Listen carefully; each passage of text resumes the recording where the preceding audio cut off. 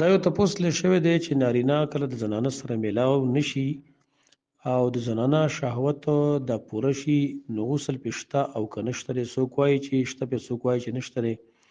بعضې خلک وایي چې نارینه د زنانه سره میلاو شي او شهوت یې اسې پوره شي نو په غسل په زنانه باندې نشته دی. د دې وضاحت راته لږ وکړئ.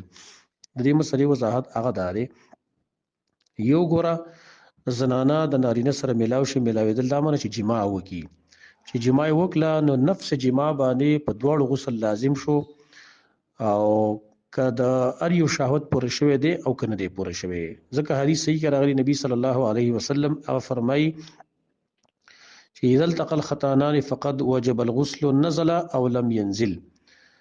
کله چې د نارینه او زنانه دغې شرمګاهونه د یو بل سره میلاو شي معنا جماع وکړي نو غسل واجب شو، که انزال شوی او که نه شوی معنا شهوت پوره شوی که نه پوره شوی.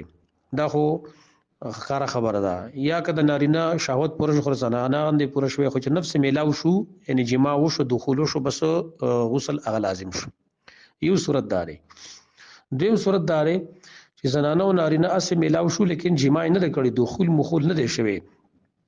په دې صورت کې که د زنانه شهوت پوره شو اسې د نارینه سره میلاو شو د هغې سره ټچ شو او اوس دغه شهوت یې پوره شو انزال یې وشو، یا د نارینه چې کوم د زنانه سره ټچ شوه د نارینه چې کوم زنانه سره ټچ شو نو انزال یې وشو نو په دې صورت کې په دواړو باندې غسل شته دی.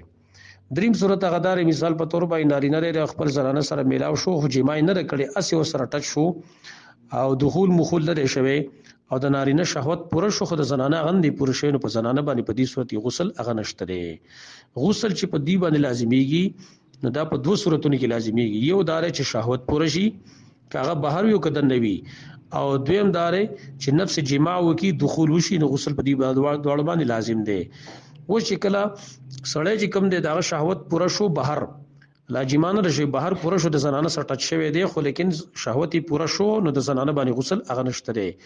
او دارنګه زنانه چې کوم د خپل خاوند سره هغه ټچ شو جماع غسل چې دغه نه کړ دخول نه شوی نو په زنانه باندې غسل شته چې کله دغه شهوت پوره شو او چې کله شهوت پوره شوی نو به غسل انشته دی. لیکن چې کله جماع وشو یعنی دخول وشو نو به په دوړ باندې غسل هغه لازم دی که شهوت پوره شوی کړي پوره